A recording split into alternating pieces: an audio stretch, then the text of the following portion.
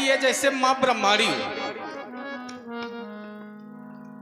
मां ब्रह्माणी आज अपने ब्रह्मलोक का त्याग करके इस मिथिला प्रांगण में आ गई हो, लेकिन पुनः दृष्टिपात कर रहा हूं तो ये मां ब्रह्माणी तो नहीं है। यदि मां ब्रह्माणी नहीं तो फिर कौन? मां लक्ष्मी। आज मां लक्ष्मी अपने क्षीर सागर का त्याग करके इस मिथिला प्रांगण में, लेकिन पुनः फिर दृष्टिपात कर रहा हूं तो ये मां लक्ष्मी भी नहीं है। तो क्या मां उमा आज अपने कैलाश पर्वत का त्याग करके इस मिथिला प्रांगण में आ गई?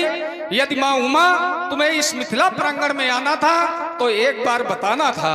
ये शशि को मलिन कर और धार्यो है दीप रूप मातु और शंभु को बिहाई मातु मिथिला नहीं आना था।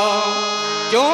क्योंकि जुड़ी है समाज शिवद्रोहियों की आज यहाँ, तो कर में कुठार और खपर भी लाना था। फिर खंड खंड करती इन नपन न पालन झोंड और साथ में गणेश और खड़ानन को लाना था। नाता मातु तो बताना था परशुधर को, साथ में श्रृंगी और भृंगी को लाना था। जनक सुता ये कौन? अरुंधति वृत्रारदासी अनसुईया की सम संध्यासी उमा रमा की झिलमिल झांकी झलकाती ये कौन? जनक सुता ये कौन? देखो देखो किसने इसके भाल बिंदु पर क्रांति सूत्र का भास लिखा और किसने इसके भकुट वक्त पर उस लंकापति का नाश लिखा। मेरे इष्ट देव की पूजा सी शक्ति अलौकिक कौन? जनक सुता ये कौन? कहीं इस बालिका का परिचय। क्यों नहीं महाप्रभु, आपकी वाणी मिथ्या कैसे हो सकती है? आप ये मेरी आत्मजा बेटी नहीं है, ये धरात्मजा है। इस बालिका के जीवन के संदर्भ में एक करुण कहानी है, आप श्रवण करें, सुने महाप्रभु। एक कहानी बड़ी जो सुनानी पड़ी और आई मिथिला में विपदा, ये देखो बड़ी एक कहानी बड़ी जो सुनानी पड़ी। एक बार मेरी राज्य में अकाल पड़ गया। 1 2 4 6 नहीं, 12 वर्षों का घोर अकाल। देवर्षि नारद आए। देवर्षि नारद के कथनानुसार मैंने हल कर्षण किया और जिस समय हल कर्षण कर रहा था तो हुआ क्या महाप्रभु कि हल चलाने लगे और मेघ छाने लगे। हल चलाने लगे और मेघ छाने लगे। हाल के फल से ये कन्या प्रकट हो गई। ये कहानी बड़ी जो सुनानी, ये वही बालिका है भगवान सन्मुख जो शोभा पाती है। आशीर्वाद से दे भगवान, ये चरणों में शीश झुकाती है। तुमने कहा कि हमारे राज्य में 1 नहीं 2 नहीं बल्कि 12 वर्ष का अकाल पड़ा, और हमने तो ऐसा जाना है कि अकाल कहाँ पड़ता है। हमारे शास्त्र कहते हैं अकाल कहाँ पड़ता है, तो बताया गया अपूजता यत पूजनते, जहां अपूजनीय व्यक्ति की पूजा की जाए और पूज्या नाम तो विमानना, और जो पूजनीय व्यक्ति हो उनकी अवमानना की जाए, उनका अपमान किया जाए, तो शास्त्र कहते हैं तत्र, तत्र माने वहां, तीर्ण माने तीन, प्रवर्तनते माने उत्पन्न होते हैं, भयम, मरणम और दुर्भिक्षम। वहां तीन स्थितियां उत्पन्न होती हैं। दुर्भिक्ष माने होता है अकाल। जहां अपूजनीय व्यक्ति पूजा जाए और पूजनीय व्यक्तियों का अपमान हो, वहां ये तीन स्थितियां उत्पन्न होती हैं। और हमने तो सुना है कि राजा जनक का राज्य, राजा जनक के राज्य में नर ही नहीं बल्कि नारियां भी ज्ञानी हैं, गुणवान हैं, धर्मशील हैं। तो क्या राजा जनक के राज्य में ऐसा किया गया कि अपूजनीय व्यक्ति की पूजा की गए और जो पूजनीय व्यक्ति है उनका अपमान किया गया है? क्या ऐसा तुम्हारे राज्य में हुआ? कदापि नहीं। तो फिर अकाल मेरे द्वारा ऐसा कभी नहीं हुआ है। लेकिन हाँ, कभी कभी आप जैसे ऋषियों से सुना है, मैंने कहा जाता है कि और करें अपराध और पाओ फल भोग। अपराध और किसी के द्वारा किया जाता है, उसका फल किसी और को भोगना पड़ता है। ये देखिए नियम नहीं है।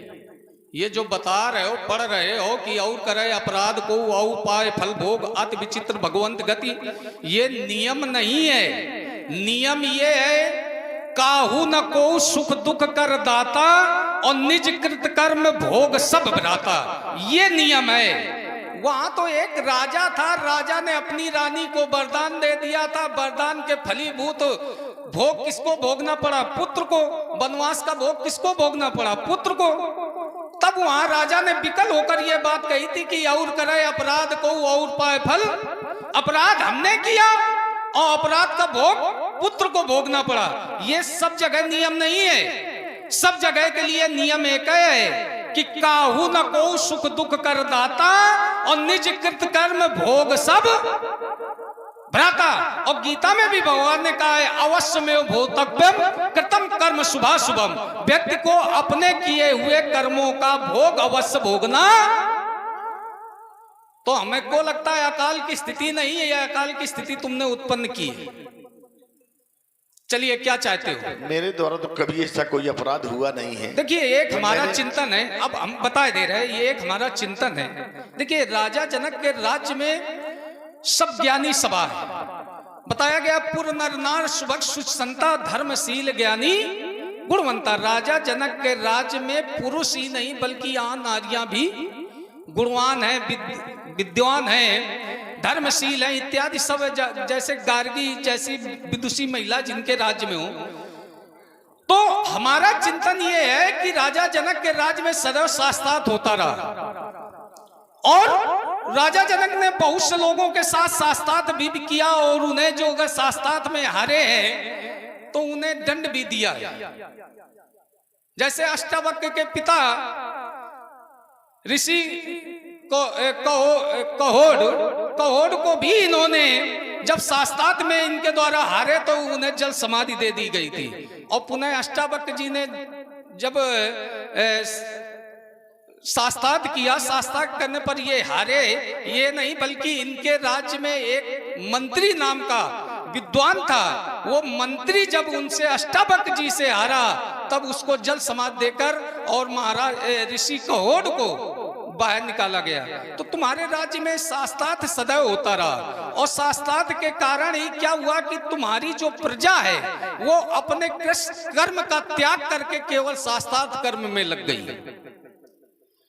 राजा जनक के राज्य में जब तक अन्न भंडार भरे रहे तब तक ये राजा जनक अपनी प्रजा के उदरपूत के लिए अन्न देता रहा। लेकिन जैसे ही अन्न भंडार खत्म हुए तब राजा जनक को चिंता हुई और जब चिंता हुई तब नारद जी ने आकर इनसे बताया कि आप यदि हलकर्षण करोगे तो तुम्हारी प्रजा भी पीछे पीछे हलकर्षण करने लगेगी, क्योंकि एक सिद्धांत है यथा राजा तथा प्रजा। जैसा राजा होता है उसी प्रकार उसकी प्रजा। और जब नारद जी के कथनानुसार इन्होंने हलकर्षण किया, हलकर्षण के उपरांत इनकी प्रजा ने भी हलकर्षण यानी कृषकार पुनः प्रारंभ कर दिया। और जब कृषकार पुनः प्रारंभ कर दिया तो पुनः इनका राज धन धान से संपन्न हो गया और उस कृषकार के परिणाम स्वरूप ही नहीं ये कन्या प्राप्त हुई है। ये हमारा चिंतन है। क्या चाहते हो?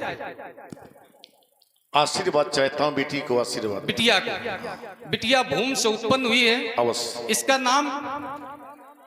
इसका नाम देवर्षि नारद के द्वारा सीता, मेरे कुल गुरु के नाम कर्ण किया है, इसका जानकी है। और तुम्हारे द्वारा सी है। सी बुलाई प्रणाम कर। प्रणाम करा हुआ। बहुत सुंदर। ये भूमि से उत्पन्न हुए इसलिए भूमि से ही जुड़ा हमारा आशीर्वाद इसके लिए। ओम भूमि जा देवी दयामय, ये नियत धर्म प्रवास तेरा, अमर हो इतिहास तेरा, अमर हो इतिहास तेरा। ये विरल पद पद कमल में